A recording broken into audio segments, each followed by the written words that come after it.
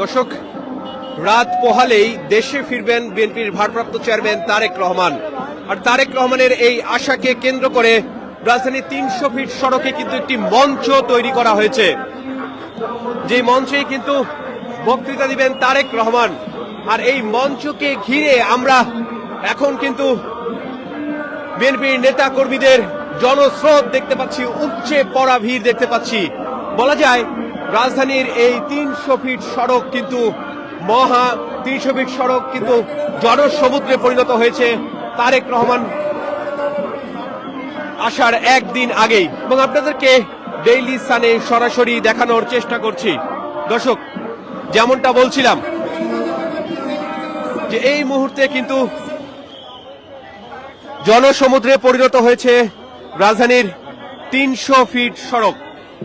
দর্শক, বিএনপির পক্ষ থেকে যেমনটা বলা হয়েছে যে প্রায় অর্ধ কোটি বা ৫০ লক্ষ মানুষের জনসমাগম হতে যাচ্ছে আগামীকাল ২৫ ডিসেম্বর রাজধানীর এই ৩০০ ফিট মহাসড়কে।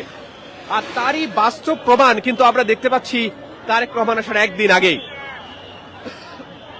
আপনারা দেখতে পাচ্ছেন যে আজকেই কিন্তু প্রায় জনসমুদ্র বলা যায় রাজধানীর এই ৩০০ ফিট সড়ক। এবং আপনাদেরকে যদি নিরাপত্তার বিষয়টি একটু বলি, যে নিরাপত্তার চাদরে কিন্তু ঢেকে ফেলা হয়েছে রাজধানীর এই ৩০০ ফিট সড়ক। এবং আপনাদেরকে এই মুহূর্তে ডেইলি সানে সরাসরি দেখানোর চেষ্টা করছি। দর্শক, এই মুহূর্তে আমরা অবস্থান করছি রাজধানীর ৩০০ ফিট সড়কে, এবং এখান থেকে আপনাদেরকে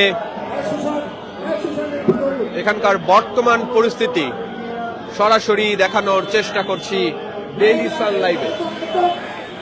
দর্শক, যেমনটা বলছিলাম,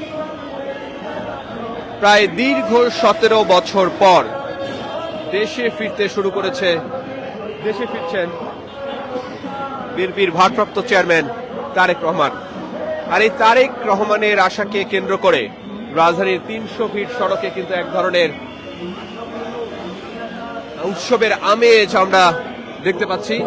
সকল নেতাকর্মীদের মধ্যে কিন্তু এক ধরনের উৎসবের আমেজ কাজ করছে। আমরা দূর দূরান্ত থেকে আসা নেতা কর্মীদের মধ্যে বাঁধ ভাঙা উল্লাস দেখতে পাচ্ছি। দর্শক, শুধু ঢাকা শহর নয়, বাংলাদেশের বিভিন্ন প্রান্ত থেকে ছুটে আসছেন নেতাকর্মীরা।